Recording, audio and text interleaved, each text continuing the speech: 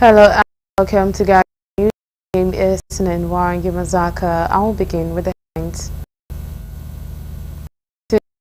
Niger fuel tank explosion transferred to medical centers in Abuja for advanced care. Ikeja Special Offences granted 20 million naira bail to the former managing director of Asset Management Corporation, Ahmed, and 4 other defendants stand on trial for alleged has been sworn in as America's first president. Details with these and more we come to shortly to stay.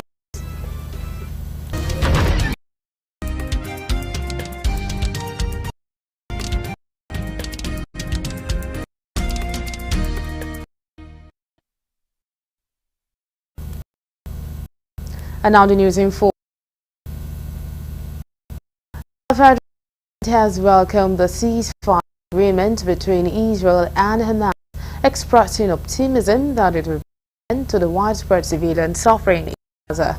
The agreement, reached after 15 months of conflict, also provides relief for families of Israeli hostages held in Gaza and Palestinians detained in Israeli prisons.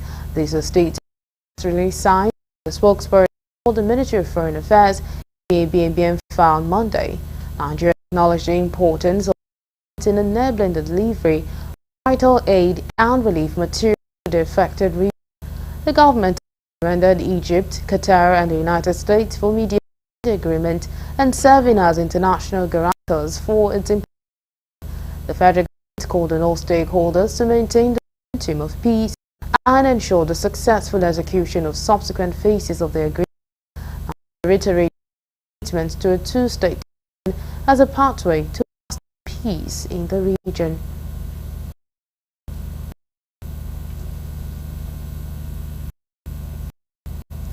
In compliance with President Bola Tinubu's directive, victims of the Suleja Niger State fuel tank explosion have been transferred to tertiary medical centers for advanced care. This was discussed in a statement issued on Monday by Rabi Ibrahim, the media to the Ministry of Information and National Orientation. Tragic incidents occurred when a fuel tanker overturned, spilling its content and attracting a fuel. The subsequent explosion claimed over 80 lives. Currently, 20 patients are receiving treatment at Gwagwalada Special Hospital in Abuja. 2 others have been transferred to the medical center Abuja. Personnel accompany the patient to ensure a smooth transition to the designated facilities. The Niger government expressed gratitude to the federal government for swift and effective response to the disaster.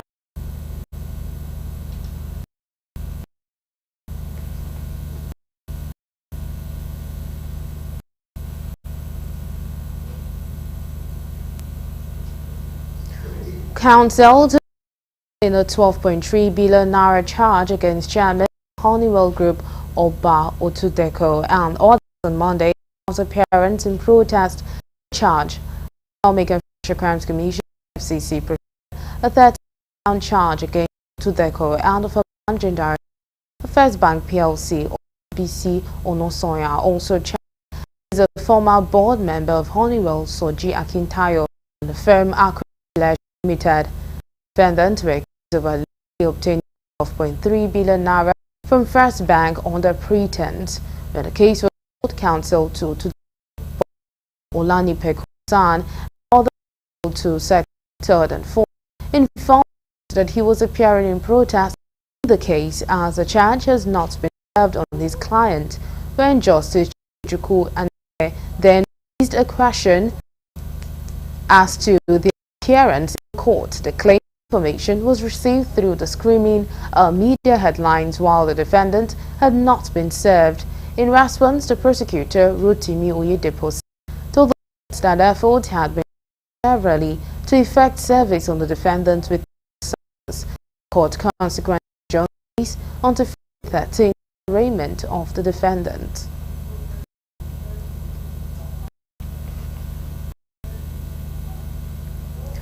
Meanwhile, the Economic and Financial Crimes Commission (EFCC) arraigned the former managing director of Asset Management Corporation of Nigeria, AMCON, Ahmed Kuru, 4 orders for allegedly defrauding Arik Airline 76 billion naira and $1.5 million respectively. Defendant, former receiver manager of Arik Airline Limited, Kamilu Omukide, Chief Executive Officer of the airline, Captain Roy, and Per Bravo Limited, and the on a 6-count charge bordering on theft, abuse and stealing by dishonestly taking the property of another. The defendant, however, pleaded not guilty following the arraignment.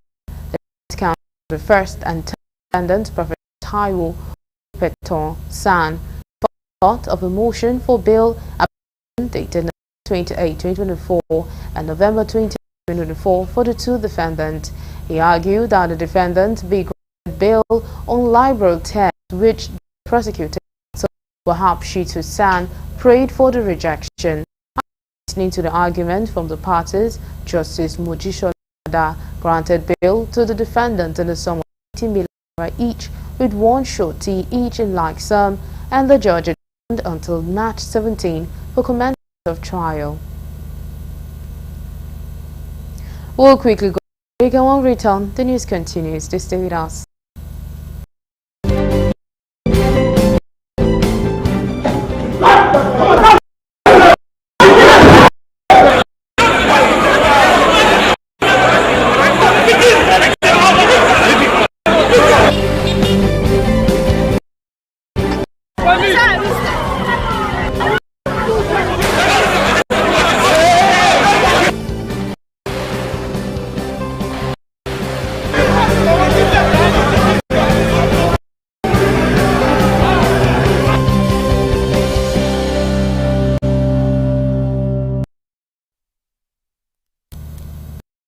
We're glad to have you back. Now, for more updates and latest news, please visit our website www.galaxytvonline.com and our handle at Galaxy TV. Subscribe to our channel youtube.com/Galaxy TV News. You can follow and interact with us on our Facebook page, facebook.com/Galaxy TV. Remember to follow and tag our page at Galaxy TV. Our social media platforms are user-friendly and can always a live update and comments as you can scan our IG QR code.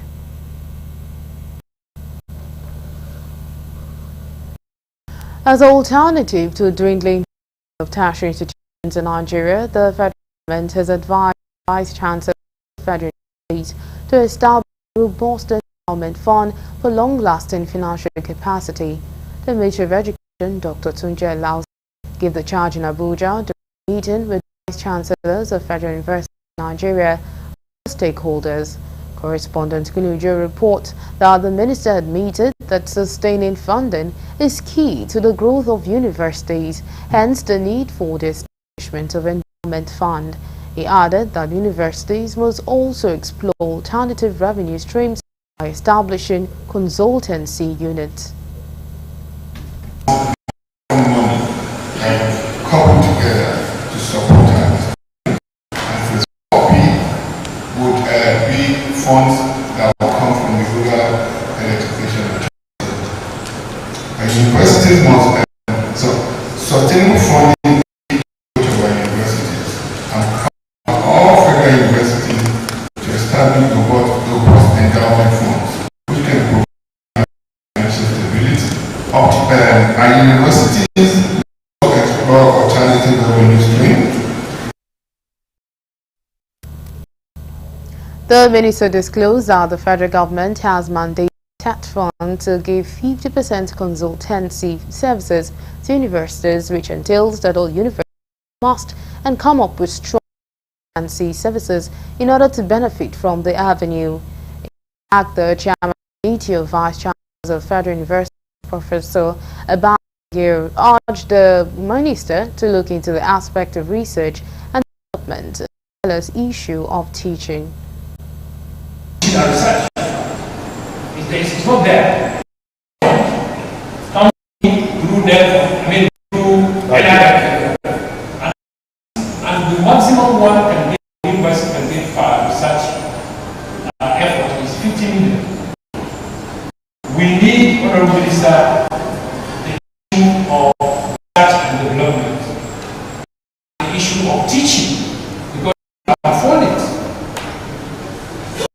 why we all exist. If you go, we are left on our own to provide materials, consumables, everything teaching, we are left on our own. As a government, Mr. President, I'm taking the first step to get this activation. The first plan is Mr. President declares sports as a national event, meaning that sports now on the privileges, concessions, on the incentives, and on the relevant framework legislation that is needed to start to manage. And the second one.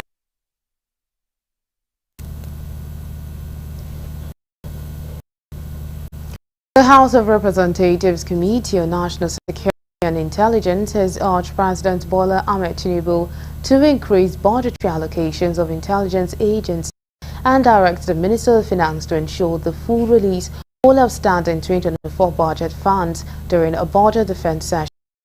Chairman Honorable Ahmed Satomi stressed that timely and adequate funding is vital for national security. I am therefore calling on Mr. President of the Federal Republic of Nigeria, President Bola Ahmed Tinubu, GCFR, to please intervene, not just for an increase in the allocation to the agencies in the intelligence sector, but to also direct the Minister of Finance, a matter of national security, prioritize the full release of all the outstanding 2024 budget allocation to the agencies.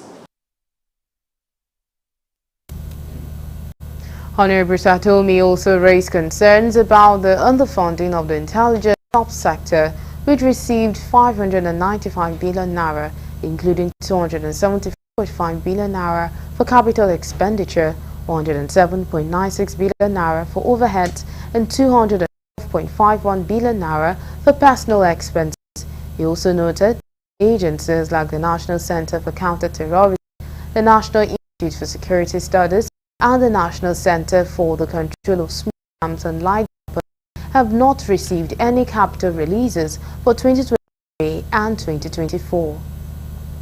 Note that the intelligence subsector appears to be grossly underfunded, going by the total allocation of only 595 billion, 24 million, 943,368, out of which proposed capital expenditure allocation of 274 billion, 550 million, 298,400 overhead allocation. The security agency have to develop their infrastructure. So infrastructure is one of the key aspects that enable to perform their various operations and to support the efficient services, effective service delivery.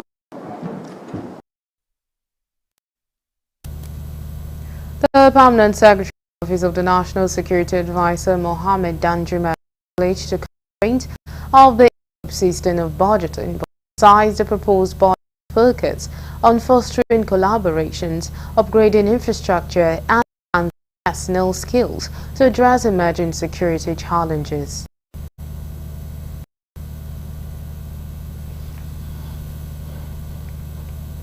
Governor of Ekiti State, Biodun Oyebanji, has commended the selfless and heroic act of a state firefighter, Higher Superintendent Osho Oluwashola, and his team for their swift response in extinguishing a raging fire at a filling station in Ado-Ekiti, the state capital, last week.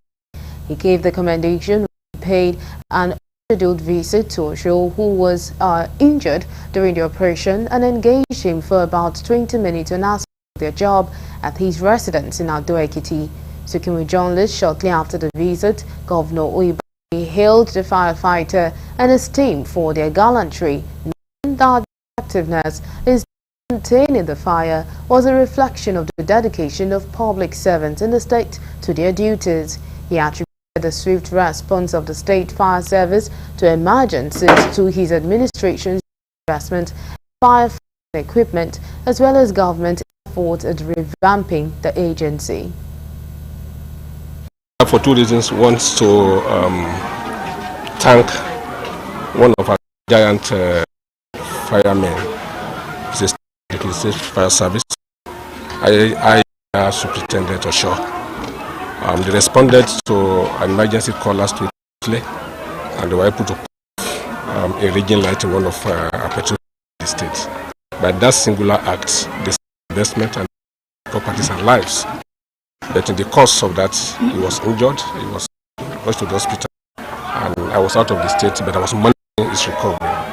So I just came here today to confirm God responded to treatment, and I'm happy that he responded to treatment, and to thank him on behalf of the government of the people.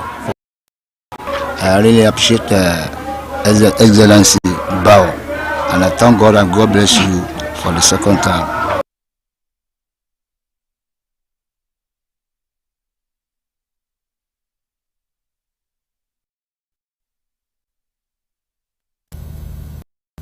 The reoccurrence of fuel tank explosions continues to raise concern about safety standards, regulatory enforcement and public awareness.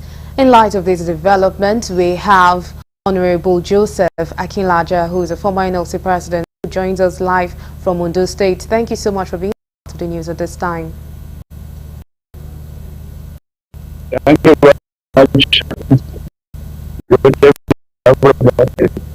All right, so how would you assess the government response to the recent tanker explosion, and what more do you think can be done to prevent such incidents? It is not the first time that we have this ugly incident of tanker explosion. Government must in checking the spread and reducing the number of casualties. I think my take is that prevention is always better. Explosion is too much. The collateral damage is telling that concern. It's quite unfortunate. Thank you.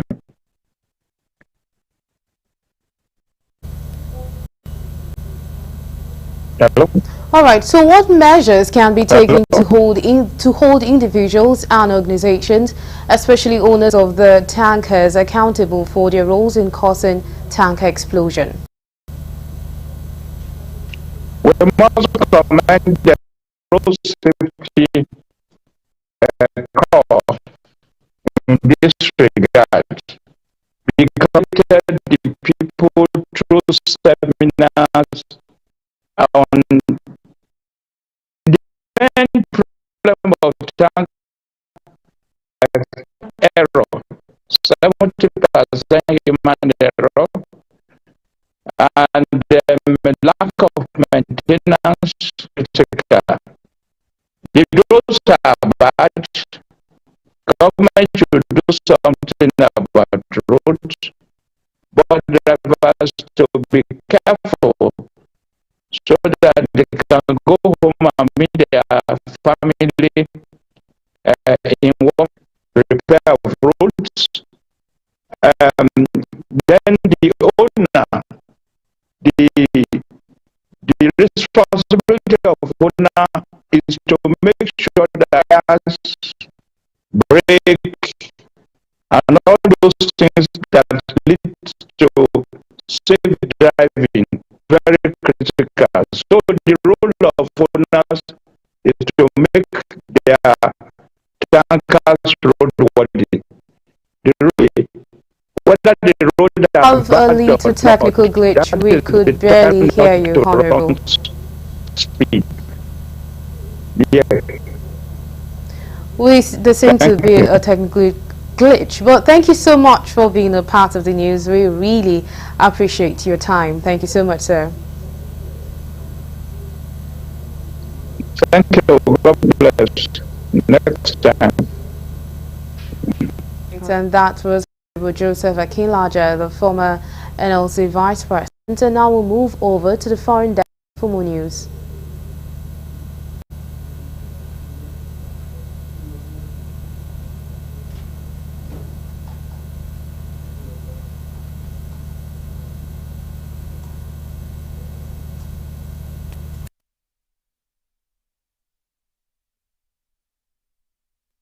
we'll move over to the foreign desk for more news.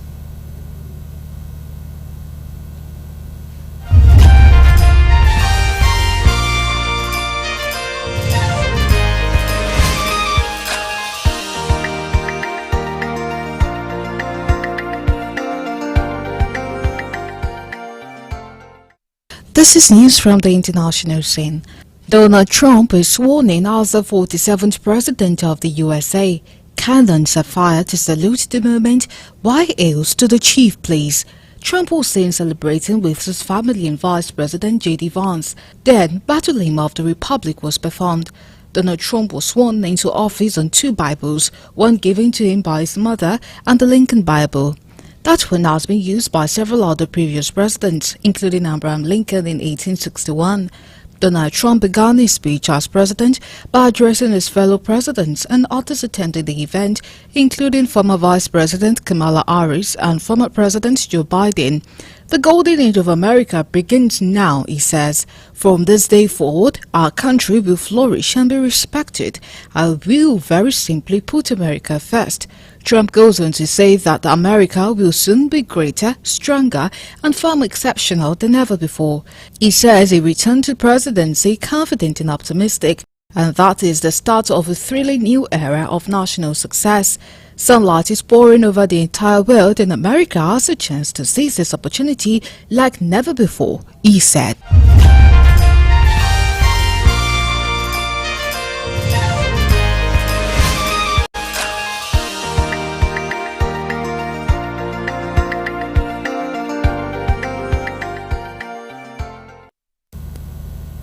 And that's all we have on Galaxy News. Thank you so much for being a part of the news. My name is Nanwar Ngimanzaka. Do join us